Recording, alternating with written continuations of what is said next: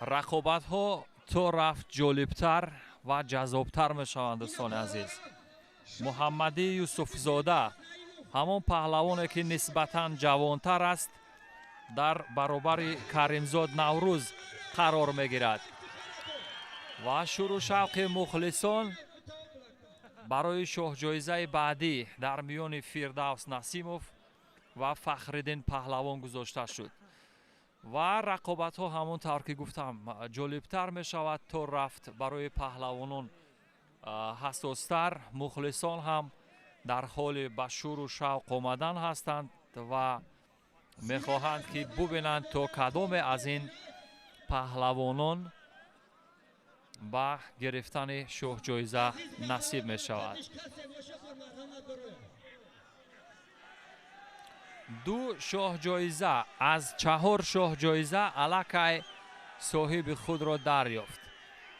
یکی از آنها نصیب شیرافغان سرداروف شد، دیگر صاحب شریف نظریف و در میان فردوس نسیموف و یک پهلوان دیگر شاه جایزه دیگر گذاشته شده است. فعلا این پهلوانان نیز مبارزه میبرند برای یکی از جایزه های عالی که قیمتش گمان میکنم بلندتر است. کریمزاد نوروز ورزشگر با تجربه است، اشتراکچی مسابقات بین المللی است، استاد ورزشی جمهوری تاجیکستان و حریفی که با او مبارزه میبرد اون پهلوان نسبتاً جوانتر هست. با وجود این امروز خیلی خوش درخشید همون پهلوانی که نسبتاً جوانتر است در رقابت های این مسابقات هنر و استعدادش خوبتر بود. برای شاه جایزه بعدی قرار است که میرزا جمیل رمضانوف برای شاه جایزه دیگر مبارزه برند. سهراب رحیموف داور درجه جمهوریوی رقابت ها را داوری دارد. کریمزاد نوروز ورزشگری که با تجربه اکنون از کمربند حریف میقپد، میخواهد پایزنی کند ولی با دست دفاع میکند. خود محمد یوسف زاده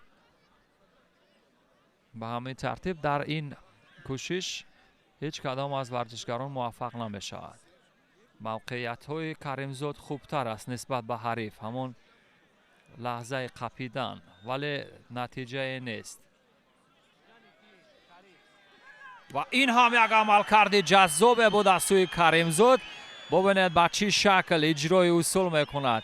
همون استفاده اصول گرموش رو به مورد به کار برد و به همین ترتیب به هر حال تجربه در برابر نوجوانی یا نیروی جوانی بیشتر بود و کریمزاد هم با دست پر اکنون از این مسابقات برخواهد گشت. جایزه های به دست آورد که گمان میکنم قیمتش بالاتر بودند. به هر حال با کریمزاد نوروز هم میسر شد درخشندگی نشان بده.